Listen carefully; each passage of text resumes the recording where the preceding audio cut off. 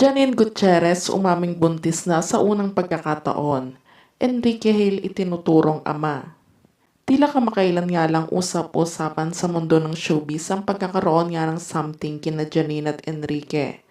Matapos nga kumalat ang mga larawan nila na magkasama at bali-balitang nabuntisan nito ng aktor. Nagsimula nga speculation na ito matapos nga magkulitan on stage sina Janine at Enrique. At tila nga nagkaroon ng spark sa titigan ng dalawa matapos ang naging dance floor ni Enrique sa sinayaw nitong Teach Me How to Doggy nitong February 11, 2024. Matatanda mag-iisang taon na ding single si Enrique Hill matapos nga nitong makipaghiwalay sa dating kasintahan na si Lisa Soberano na nagtagal nga lang ang kanilang pagsasama noon ng 5 taon at hindi rin nagtagal ay naghiwalay rin. Subalit kapansin-pansin ngayon sa Instagram ng dalawa na nag-unfollow na nga din ng mga ito sa isa't isa at burado na nga rin ang ilan nilang larawan na magkasama.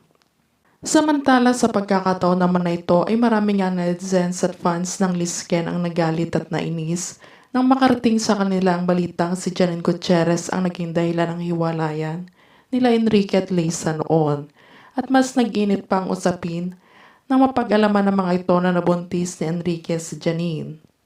Ayon naman sa ilan na baka si Liza na nga din daw nag-giveaway para sa relasyon nila ni Enrique noon dahil sa pagiging busy nito sa karir nito sa ibang bansa at nag-switch na ito bilang celebrity dito ay nawala na siya ng oras kay Enrique. At baka ito na nga din daw ang isa sa naging dahilan ng paghihiwalay nila ni Enrique noon.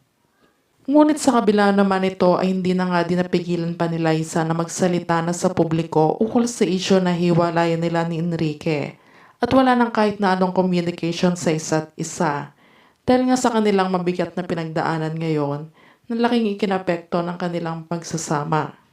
Dito nga din nagbigay ng sama ng loob si Liza dahil nga sa hindi matahimik na mga netizens.